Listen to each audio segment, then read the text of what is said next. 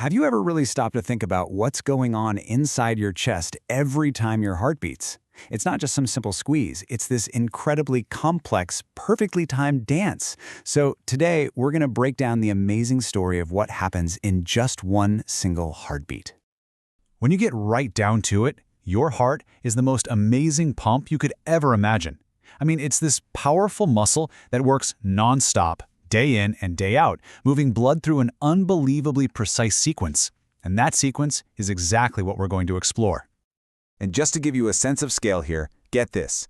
Even when you're just sitting there, completely at rest, your heart is pumping about 5 liters of blood every single minute. That's pretty much your body's entire blood supply making a full circuit in just 60 seconds. Incredible. So what is the cardiac cycle? Well, that's just the official name for the whole show, everything that happens from the start of one heartbeat to the start of the next one. It's the complete story, from filling up with blood to pumping it out. It's the absolute foundation of our entire circulatory system. You can think of this story as having 2 main acts. On the left, you've got diastole. This is the relaxation phase. The heart is basically taking a deep breath, chilling out and filling up with blood. Then, on the right, you have systole. This is the action, the powerful contraction that shoves all that blood out to the body. So relax and fill, contract and pump, diastole and systole. That's the rhythm.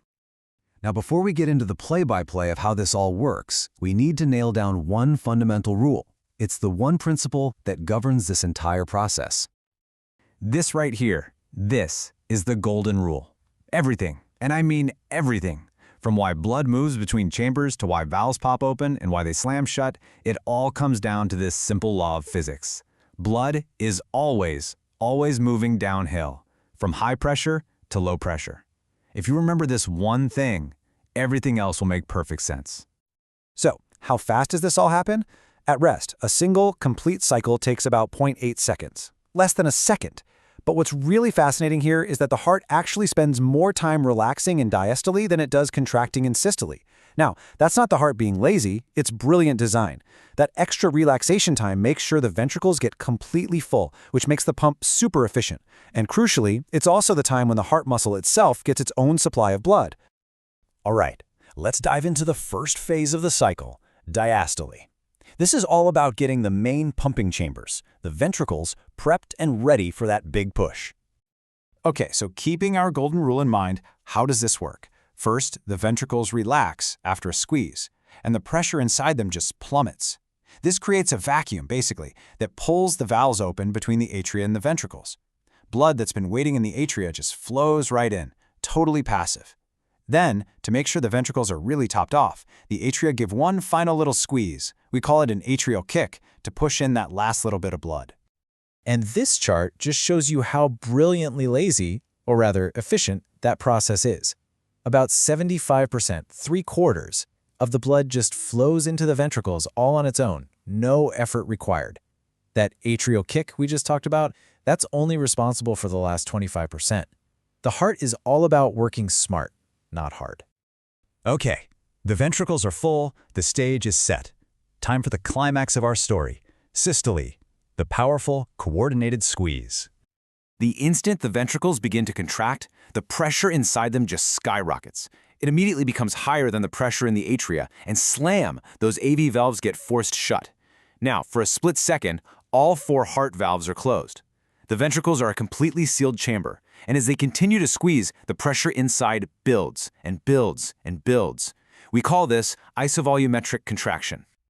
So just how much pressure are we talking about here? This is where it gets really cool. The pressure out in the aorta, the body's main artery, is just sitting there at about 80 millimeters of mercury.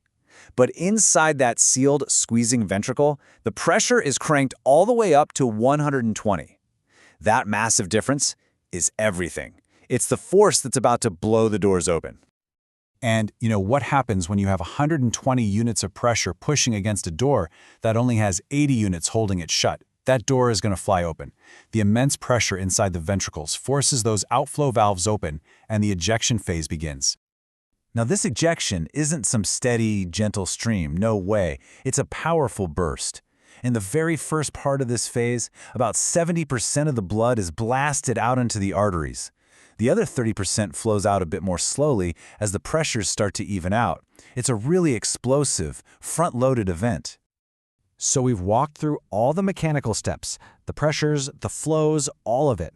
But this cycle also creates something that we can all recognize, the actual sound of a heartbeat. Okay, this is a crucial point. Most people think the sound is the muscle contracting, but it's not. The sounds you hear, that classic lub-dub, are actually the sounds of the heart valve slamming shut. It's the turbulence of the blood hitting those closing doors that makes the noise. So let's decode it. It's really simple. The first heart sound, S1, the lub, is the sound of those AV valves closing right when the big squeeze starts. The second heart sound, S2, the dub, is the sound of the exit valves closing at the very end of the squeeze. So lub-dub is literally the sound of doors close, pump, other doors close. Now, doctors can sometimes hear extra sounds too. An S3 sound, for example, can be totally normal in young people or athletes, but if you hear it in an older adult, it could be a sign of congestive heart failure. An S4 sound can tell a doctor that the ventricles have gotten stiff. These extra little sounds are like clues to the heart's overall health. You see, this perfect, non-stop cycle is what keeps us going. It's essential. But what happens when this intricate mechanical rhythm gets disrupted? Well, a few things can go wrong. In heart failure, the pump just loses its power, either to squeeze or to relax properly. The valves can get stiff and not open all the way, or they can get leaky and not close tightly. Even a tiny hole between the chambers can let blood flow the wrong way, all because it's following that path of least resistance, our golden rule of pressure.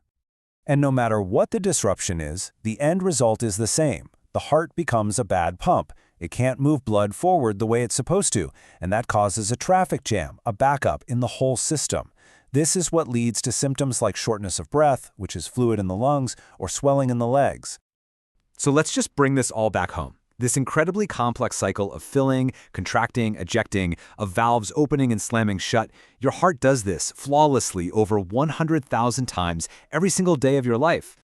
It's truly an astonishing feat of biological engineering, a perfect rhythm that sustains us from one moment to the next. So understanding this cycle, it isn't just an academic exercise. It's about understanding the very mechanics of life itself and appreciating just how fragile and critical that uninterrupted rhythm really is.